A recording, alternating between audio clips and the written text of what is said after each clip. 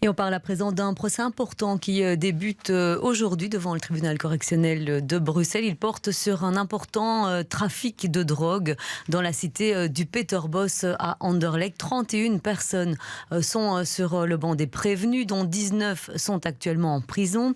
Grégory Yenko, bonjour, vous revenez pour nous sur les faits qui sont jugés durant ces 3 prochaines semaines. Oui, c'est un procès de grande envergure qui débute ce lundi, qui doit durer jusqu'au 3 novembre prochain.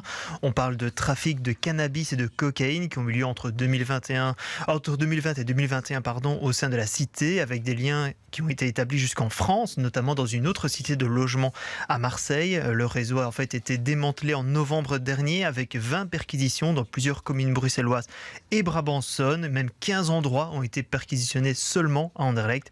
De la drogue et de l'argent ont été retrouvés, près de 10 kilos de cannabis, près de 200 000 euros saisis. On retrouve donc 31 personnes inculpées, dont 19 sont aujourd'hui en prison, en détention préventive. Ils sont principalement prévenus pour trafic de stupéfiants et blanchiment d'argent. Et Grégory Yenko, ce n'est pas la première fois que le quartier du Peterbos s'invite au tribunal correctionnel de Bruxelles pour ce genre d'affaires. Oui, il y a déjà eu un procès important en 2019 avec une vingtaine de personnes déjà inculpées pour trafic de stupéfiants, association de malfaiteurs et blanchiment d'argent. Elles ont même été condamnées. On a eu à l'époque 100 000 euros saisis, plusieurs kilos de cocaïne et de cannabis. Des agents de la STIB et une équipe de télévision La Verté avaient aussi été agressés. C'est ceux-là qui avaient mis le quartier un peu en lumière, malheureusement. Plusieurs résidents du quartier s'étaient alors plaints des violences quotidiennes qui avaient lieu à cause de ce trafic. Finalement, 18 personnes ont été condamnées à des peines de prison entre 1 et 6 ans. Alors vous venez de nous le dire, le quartier il a souvent été pointé du doigt en raison de ces trafics de drogue et de la violence qu'il y a dans le quartier. La commune et la région ont récemment tenté de mener des actions pour faire face à cette problématique. Oui, c'est toujours été un gros sujet de discussion entre la commune et la région. La région a débloqué 15 millions d'euros dans le cadre d'un contrat de quartier durable avec des projets urbains, culturels et associatifs.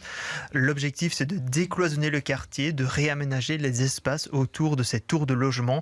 Des travaux sont notamment prévus dès l'année prochaine, après une concertation avec les riverains. Le bourgmestre Fabrice Cum se confirme pour sa part un travail plus important avec les acteurs de proximité, le monde associatif, pour éviter le retour des dealers dans le quartier.